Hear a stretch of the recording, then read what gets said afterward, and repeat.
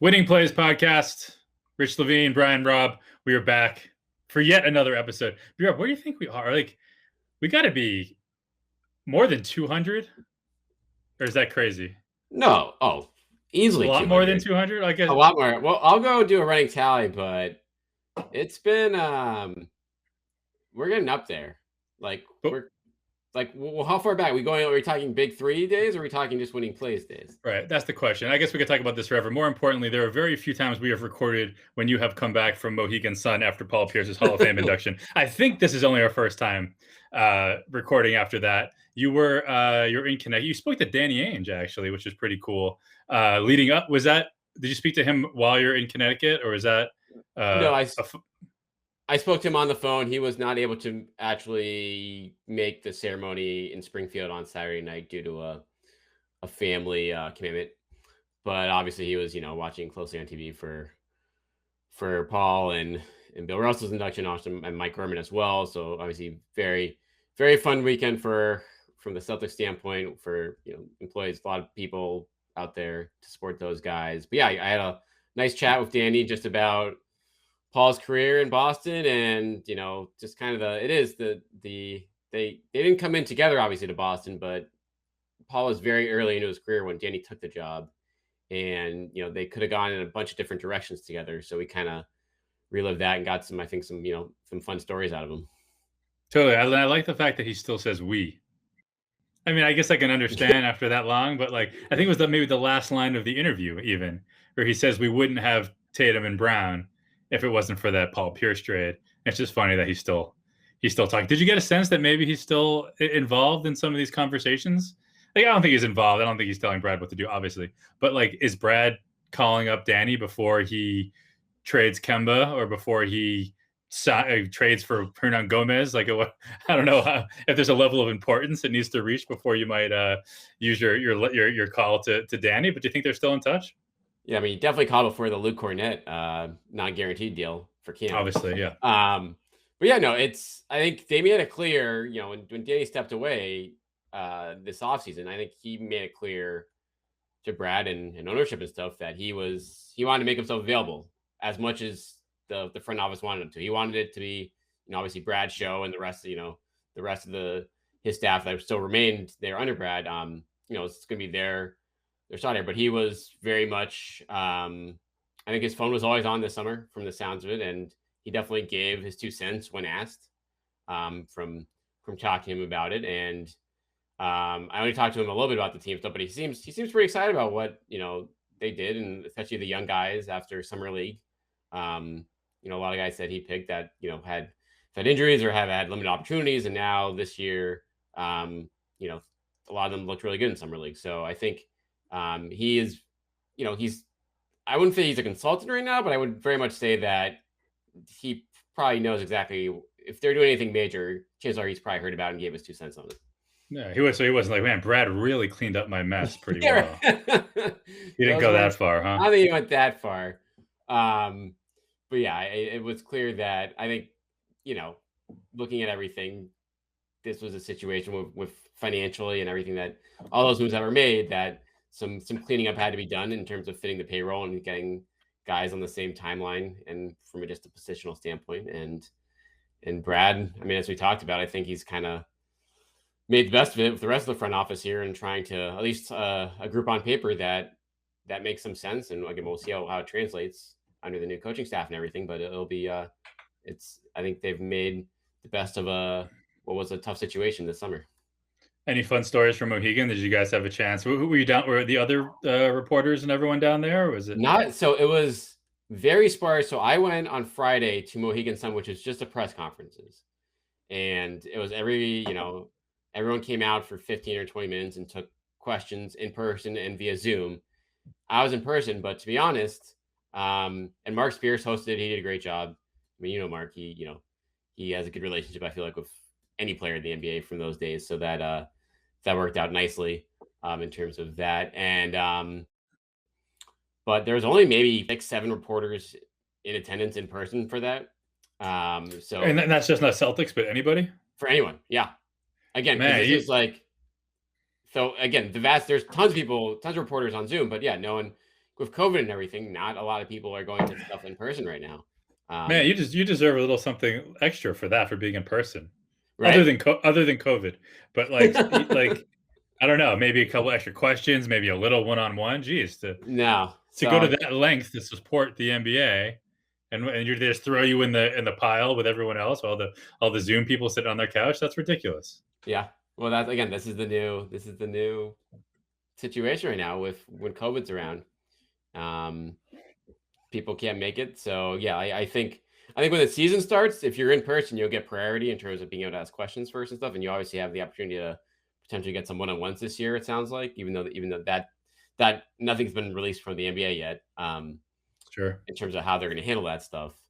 But yeah, it was definitely, there was no special treatment down there. It was, the Zoom questions were going, we're getting just as many people asking on that as in person there. But Well, it's cool that you that's, showed up. I'm glad you yeah, showed up. exactly. It was a nice 4-hour round trip. Yeah, exactly. So Alone what can you ask time. You for? got a little baby at home. Like once you have kids, a little kid at home, like 2 hours in the car is like a vacation. It was definitely a different world of quiet for that long of a trip. But Did what you he was vote? Did you vote? I was gonna say, did you vote for Dennis Schroeder's uniform number? Well, so while you were sitting in traffic, did you have time to did not get, partake yes, in they didn't that? release that one yet. But before we get to that though, I want to, like, what did you think of Paul's speech though? Did you, or were the highlights, or like what you saw? He took. It was very. I appreciate he was like. It was very matter of fact of throwing some shade at the teams that didn't draft him, obviously. Um, poking some fun at Danny, saying like, "Oh, once they traded Antoine, I thought they were going to trade me." And I liked it. He thanked the committee immediately. He's like, "Hey, you guys got it right. Good job." Like when his initial comment. Yeah, I thought it was solid, and I think it was very on brand for Paul, for who he was as a player, right? Because I think ultimately, like, people think of Jordan, right? That was like the ultimate scorched earth Hall of Fame speech, or even a guy who, I guess that's what drove him ultimately. But you wouldn't think that he's someone that have to worry too much still about like the ways that he was wrong as a basketball player, but still took that opportunity to destroy anyone who wronged him, real or perceived, along the way. And I think Pierce was definitely one of those guys. I think he had that chip on his shoulder, clearly, for the extent of his career. Clearly, as he's being celebrated as one of the best ever, he still wants to make note that some guys might want to run from that, be embarrassed by that, but he wore it as a, that was, again, it's on brand. He was a guy who was passed over still. And when I read Max's story, and we relive a lot of these old Pierce stories, like, it still doesn't make sense that he fell to 10. Like, it was, maybe that's just the universe. It was supposed to happen. Still doesn't make sense, which maybe I think in Paul's case could make it harder to maybe find closure with, because there's really no good explanation for it. But it was great. It was good to see, and I hope that, like, I guess we'll see what's next for Paul. I know he's got his hands in a lot of potential businesses. I know he's got a weed business. I know he's living out here in Los Angeles and trying to get like we've talked about, like, maybe have a podcast or a adventure show with KG. Maybe they can go on The Amazing Race together or something like that. But yeah, man, I hope this is all part of Paul finding peace and happiness and all that in his post playing career. And I think the speech was a good start. Yeah, I agree again. It's just, like I said, loose and kind of true to himself as a player on the floor, and it came out. It was entertaining and genuine, if nothing else. And Yeah. And that's honestly, when you see like 10 Hall of Fame speeches a night, it's always good to see that from coming out. Yeah, and again, like, I think that was part of him being on ESPN, is that, like, even though I'm sure the money was good, I'm sure, like, just being on TV during the season still for him feels good. It makes you feel like maybe you're still an all-star. But he didn't come across as being his true self when he was on the air. He never seemed completely comfortable on the air, and it's not necessarily a comfortable spot. Like you said, he's got to kiss LeBron's ass for half of every appearance that he makes on TV. When he'd like just to be Paul. And again, like, he said some stupid things. Like, didn't he? What did he do? Did he predict that the Celtics would beat the Bucks in that series? Yeah, I think he said it was What was over it? after that blowout game one. Celtics in 5 or Yeah, something, was it? yeah. And then they didn't win another game of the series. So there's, like, stuff like that. Like, Paul Pierce, once you've accomplished what you have in your field, like, Paul, you don't have to deal with that shit. You don't need 15-year-olds or 10-year-olds on Twitter, trolling you for a stupid prediction. Just go live your best life. And I hope this is, like I said, I hope he's well on his way. We'll see what we'll see what that entails. Right. But he's got the Hall of Fame. He's a Hall of Fame basketball player, which is pretty damn cool. So I'm very, very happy. We love Paul. I don't know him that well. I love him for all the, as a sports fan, for everything he brought to Boston and the Celtics, and it's great. Love the guy. Also, really cool to see Mike Gorman get in officially after such a legendary career. And actually, I tweeted this out earlier this week. But great Mike Gorman story from, I think this was 2009, Rich. I was fresh out of college, just looking for any way to get in the industry. Showed up at like CLNS Media Day, back writing at CelticsHub.com, fledgling blog in the Trube network. And I spot Gorman in the parking lot of the Celtics practice facility, and I manage up enough courage to go talk to him and be like, "Hey, huge fan, blah blah blah." That spiel. Could I interview at some point? And Gorman says, "Yeah, no, that's fine." He gives me his email address, and I think, wow, he's just being super polite. I'll reach out, try, never hear from him. Guess how much time he gave me, Rich, when I emailed him to set some. I read your thread. Yeah. So I but it was a couple hours or 2 hours or something. Yeah. So I emailed him. He said, he got back to you right away, set it up. Yeah, he's like, call me during this time. So I talked to him Celtic stuff for an hour, and then after that, I just pick his brain about media stuff, and he asked me, "Oh, what do you want to do?" Like, okay, you gotta have goals. Just give me all this different advice. Again, while he's just coming in to the guard, but gives some random kid, some 22-year-old, 2 hours of his time. And and you said 22. That you said 09, right? So this is the year after winning a title. Right. So that's the height of, I mean, you can go back to 86 or whatever, but that's the top of the world for the team that you're broadcasting for, when you're the face of that, the voice of that team. And even in that moment, then that's, and there's so many stories about Mike like that. I think that really is just who he was, so consistently, right? Like, it'd be one thing if once in a while he decided to be a good guy and give a guy like you, some of his time. But I think this was pretty consistent of just who he was, no matter how big he got, right? And maybe being next to Tommy, maybe that it's a constant reminder, that you're not Tommy's the Celtic, right? Tommy's the real star in that world. But yeah, man, I'm so happy, and he deserves it. But it's so weird, how that stuff works. That all of a sudden, Bill Russell is worthy of getting in as a coach, right? Right? I think it's we don't have quite enough big names in this. Right. We're gonna save this year. Yeah, but and so many of these times you see, whether it's Dennis Johnson, you find that once in a while a guy doesn't get in until when he's no longer here and can't appreciate it. So for Bill, for Mike, for these guys, I'm just glad that they're able to get continued, get their flowers, like they say, while they can still appreciate it. And I think that's great. And then a great speech by Mike as well. And I hope he lived it up this weekend. I hope he had the weekend of his dreams, because he deserves it. So a very Celtic. It's funny, it wasn't really billed as much. Maybe I wasn't paying enough attention as a really Celtic-y Hall of Fame weekend. But three of the people are Celtics. Yeah, almost 20% of them. So again, really fun weekend for that whole crew, and good to see all that go down. All right, so you brought up Dennis Schroder.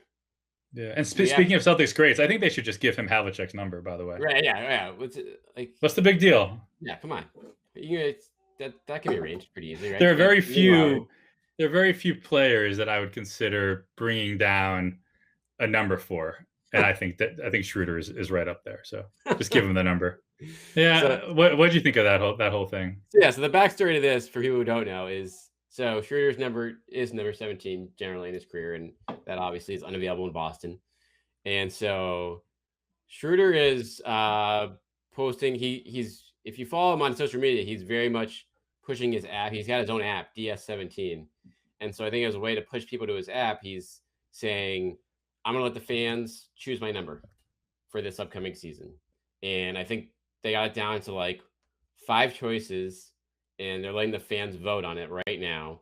And there's some weird numbers in there, right? And one of them, I think 96, is kind of is getting picked on because Schroder is a fan of a soccer team in Germany, and their has like a 96 in its name. I forget what it is right now.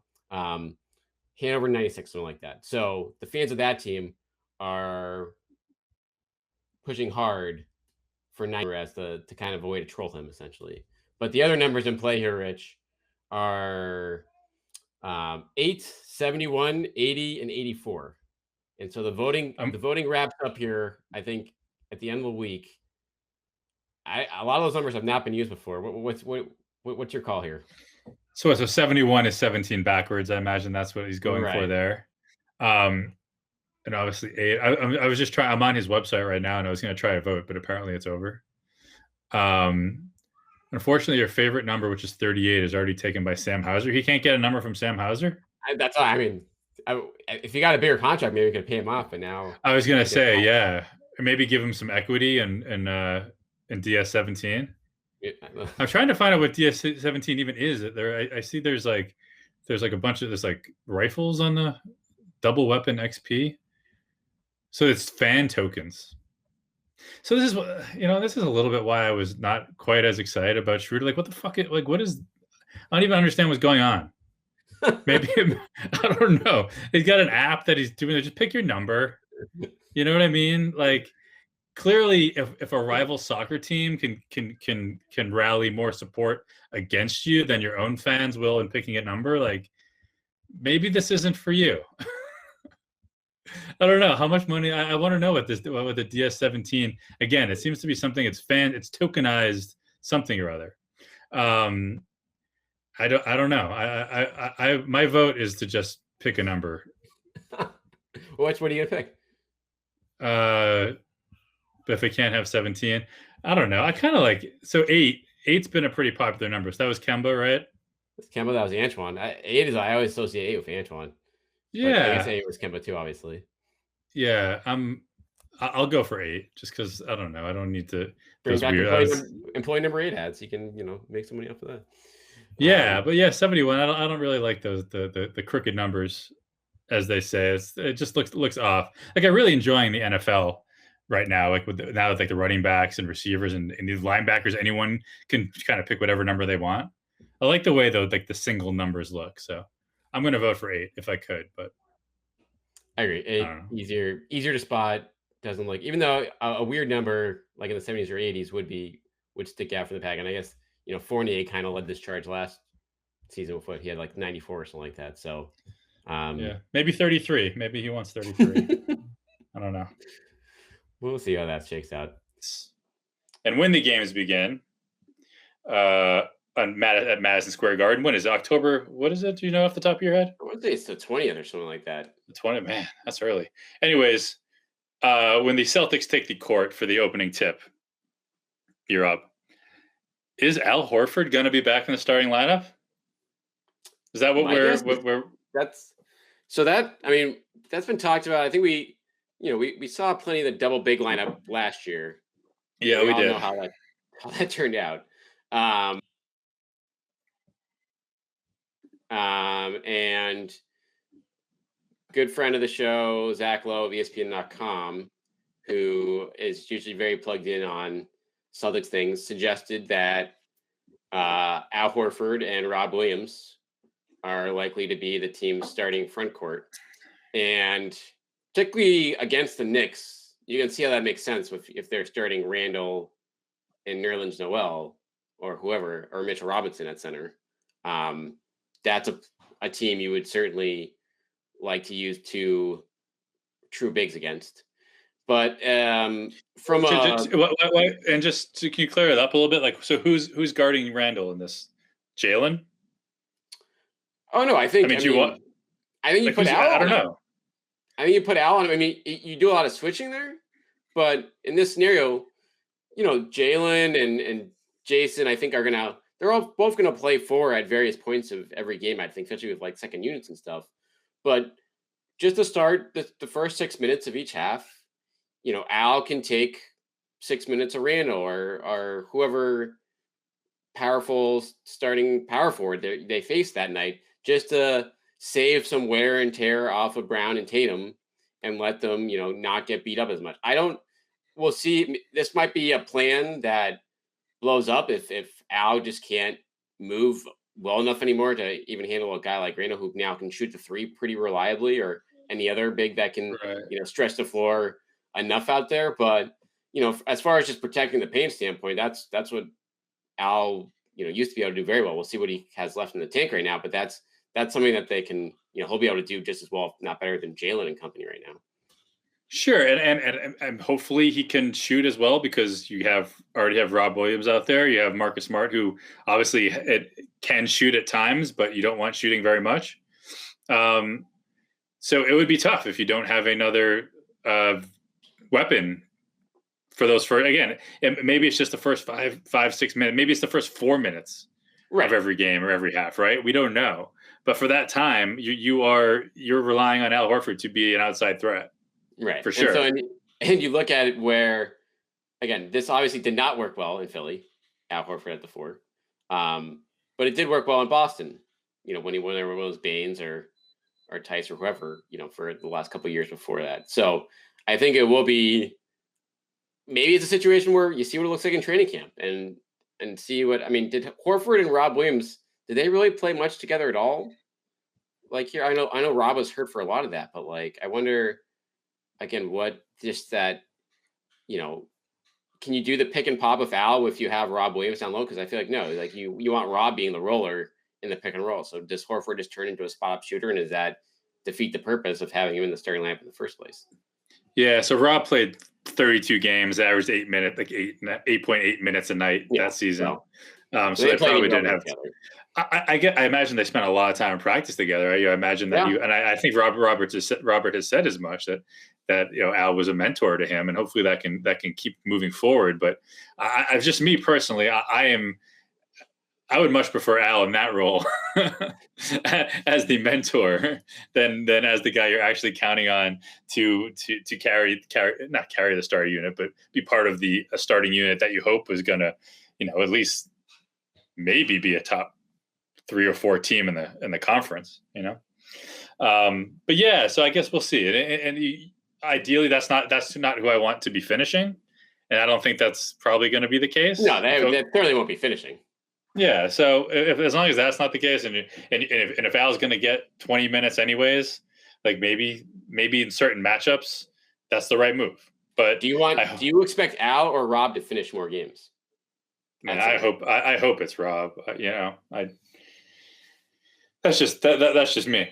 I just think that Rob just affects games more. Maybe you could say it's not always, I'm saying the right way of what you would need, but for me, it's just the fact that he can't shoot. That is the disadvantage, because there are very few. It's funny, you think about the last couple of years of Celtics teams. There's always been something, whether there's always been someone you could attack defensively, whether it was Isaiah or whether it was Kemba, and now that's gone, right? So that's one aspect of something that teams could always count on when they're playing against the Celtics that you can't do anymore.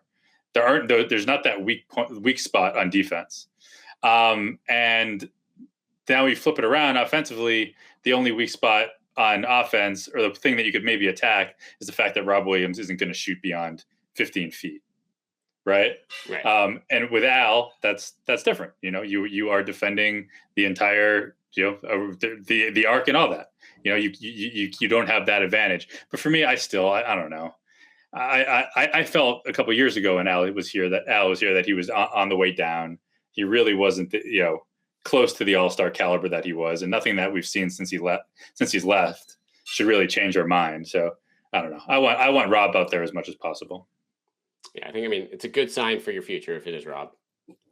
Either way, I guess the only bad part of that would be if Al has fallen off enough where he's not even a consideration for that spot. But you'd want him to be for the shooting, like you said, in certain matchups. But by and large, I think the team certainly hopes that Rob is a guy in that spot, and we'll see what how Ime kind of handles that, because that'll be an interesting. There'll be a lot of choices during crunch time that won't be clear cut for this team beyond the top 3. All right, so let's wrap this up. I'm going to ask you a few questions. All right, it's very simple. It's kind of a would you rather. We didn't agree to this. Like, it's sort of a would you rather. I'm going to do it fast because we don't want to. We'll talk about this plenty of times during the year. I'm trying to figure out. Well, it'll become clear eventually what I'm trying to figure out here. So for this upcoming season, let's just say that this season right now, who would you rather have? Just answer fast. Jayson Tatum or Joel Embiid? Embiid. Jayson Tatum or Giannis? Can we correct? Is this for regular season or postseason, or just in general? This is just you're trying to win a title this year, and you're just picking a guy to be your best player. I'd imagine. Who are you going with? You're going with Embiid, right? Yeah, Embiid. Okay, Giannis or Tatum. I'm gonna go with Giannis there. Yeah, and then KD or Tatum. Yeah, KD. Okay, and this is where it starts to get a little bit tricky. Harden or Tatum? Tatum. Okay, I'd probably still go Harden, but now I'm going to list a few names. Stop me if there's anyone that you would rather have over Tatum. Trey, Beal, Bam, Butler, Middleton. You're taking Tatum over all those? Yeah, I'm taking Tatum over all those, I think. Okay, I am too. So I think at the very least here, we're saying that Jayson Tatum is a top 5 player in the East. I think most people would agree. Embiid, Giannis, and KD, you're taking over Tatum at this point. Yeah. I don't think that's crazy. Again, Harden, you can go if he's healthy. Who knows? But at the very least, he's either 4 or 5 in the conference, which is pretty cool. Yeah. So what I want to figure out is where is Jaylen? So the Celtics have a top 5 player. Do they have a top 5? Do they have 2 top 10 players in the Eastern Conference? I'm not sure. So Trey or Jaylen? Trey. Beal or Jaylen? Beal. So I don't know. That's one I'm not sure. I'm not sure on. How about Bam or Jaylen? It's interesting, right? Because Bam's a little bigger. He can, but he's also limited in some ways that Jaylen is not. I could say, I mean, Bam, but it's close. Like I said, like you go either. You tell me what the rest of my team looks like, and the answer could be Jaylen, sure, depending on who you have there. Butler, Jimmy Butler or Jaylen? I'm still taking Butler over Jaylen. Okay, so it seems to like I don't think that Jaylen's in your top 10. I don't think there's anything wrong with that. Yeah. But probably 15. So like more like Randall, Sabonis, maybe Vucevic, maybe Levine. Did we say Middleton? Did I ask you Middleton or Jaylen? No, you didn't. Yeah, so I take Middleton there, but that's something where it would not surprise me by the end of the season, or even midway through the season, if Jaylen is above those guys. And I guess that's where this season lies. I think you're trying to take us here, right? Yeah, right, exactly. And I think when you look at the rest of that list, and even if you look at, obviously KD, Harden, you mentioned Kyrie on that list. Yeah, I know. His mask is off though. In case you missed that. But yeah, I just don't think he's going to play enough to be as who he can be. The only other names on my list were Vucevic. I don't consider him in that conversation. Randall, I would still rather have Jaylen. And begrudgingly, I put Drew Holiday on there just because he's the 3rd best player on the champions. But I don't think he was not that great for a lot of that series. Like Sabonis is a tough one for me. Sabonis or Jaylen on this team too, specifically. Yeah, so that's one where that's like a good regular season post. I'd take Sabonis in the regular season since I think that's just that's a 2010 every night. 2010 and like 5, 6, or 7. Exactly. Yeah. But then when you get to the postseason, I feel like he struggles to separate himself when teams can hone in on him more. Whereas Jaylen has had the track record of being able to produce with pretty good efficiency in those spots. And so I think that's where I think Jaylen is still underrated. Is his postseason track record is been stellar throughout his career in some big spots. And obviously we didn't see him last postseason, but that's something where, if you want to get into top 15, I'll take a lot of those guys in the regular season, but like Randall or Brown in the postseason, give me like Brown every day of the week. Yeah, and to be honest, like I think he might be in my top 10 because I say Embiid, Giannis, KD, Harden, JT. That's 5. Yeah, and then I would probably take Trey. I don't know about Beal. I think that like Beal is obviously a better scorer, right? Like I think he can maybe change a game a little bit more. But again, when you already have Tatum, that gets into a little. That's not really what we're talking about. Like if you have Tatum already, I think you'd rather have Jaylen. But just like defensively, I mean, and just it's not even close defensively. Like Beal is not a good defender at all. right, and just like the versatility that Jaylen has now on that level, the fact that like. What did Jaylen shoot from 3 last year? What was the final number? Do you know? I don't have it offhand. I want to say Percent. I have 30. it right here. I want to say 37%, 38%. Jaylen shot 39.7% from 3 last year. So, which then I think, and I love looking at his foul shots. Last 3 years, 65%, 72%, 76%. So it's all creeping up. I think that he gets to 40 and 80 this year, 40% from 3 and 80% from the foul line. And if he's there, then I'm certainly gonna have him over Beal. But yeah, so I think I'd have him over Beal even now. And then like I'd rather have. You probably have to take Middleton over Jaylen as much as I'd like to go the other way. So Trey, Middleton, Bam. I'm going to put Jaylen at 10. That's fair. I respect. I'm just going to say it just so we can say that the Celtics have 2 of the top 10 players. And what other teams have that? I mean, the Nets do, the Bucks do. I noticed that Ben Simmons isn't on this list. I was funny when I was going through like the best players on the contenders or just any team. I did think of him for 1 second, but it was nice knowing that like I wouldn't have to feel bad or put up a fight about not including him in this conversation. Like, is it possible that again, if at the end of this year, if he somehow finds the right spot, could we be talking about him as a top 10 player in the East? Certainly not if he's traded to the Western Conference, but otherwise, I think it's possible. But right now, he's certainly not there. He's got to show up to training camp first, and then yes, right, exactly. What category? And then other than that, it's like Tobias, obviously not. There's no one. There's really no one else that. Well, what about Siakam could have a bounce back year, like guys like that who aren't going to expect him to be there, but he's hurt. I mean, you're right. There's no other. That should be the competition, right there, unless someone takes a leap. And amongst the bottom tier teams, right? Yeah, because there's still the potential for a really bad player on a good team, a really good player on a bad team is how I should say that. That too, though. Yeah, but yeah, and then on the other, like Capella, obviously not there. Like there's really no Gordon Hayward. Do you think Gordon Hayward, or LaMelo? Like do you put them in the conversation? Not yet. Jeremy Grant is, no. Yeah. I don't think so. But yeah, because I was actually using last year's PER rankings to sort of just give me a general idea of who should be in the conversation. And I was reminded of something just fantastic. And do you know what that is from PER from last year? Do tell me. If you did, that would be very impressive. So if I'm going through the top 5 in PER last year, number 1 was Embiid. Number 2 was Giannis. Number 3 was Jimmy Butler. Number 4 was Kevin Durant, and number 5 was Robert Williams. Yeah, I was going to say. Yeah, a very friendly category to him for good reason. For pretty. But like you see, it's what's funny is that the only other real outlier in the top 15, there are probably 2 other outliers, which is Daniel Gafford and Chris Boucher. Is that how you say his name? Or Boucher on Toronto? I think it's Boucher. Yes, I think it's Boucher. And it's funny because those 3 guys, Rob, Daniel, and Chris, all kind of play somewhat similar games.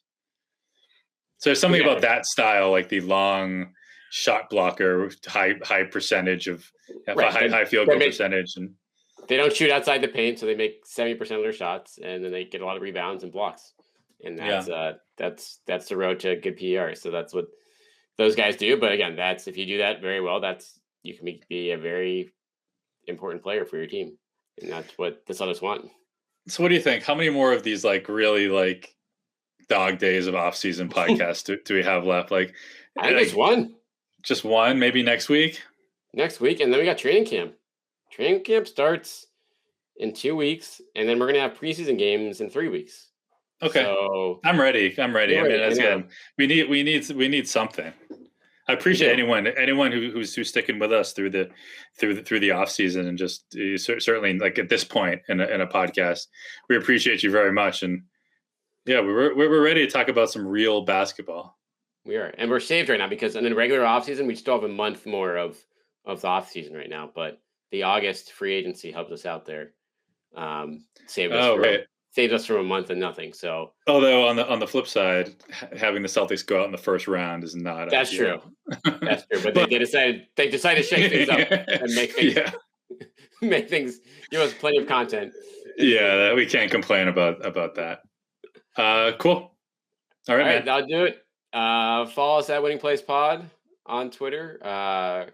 Please rate, review us on iTunes, Spotify, wherever you find your podcast these days, or you can find us on YouTube as well. And we'll get back. One more dog days of summer or fall at this point. Podcast coming next week, so stay tuned for that.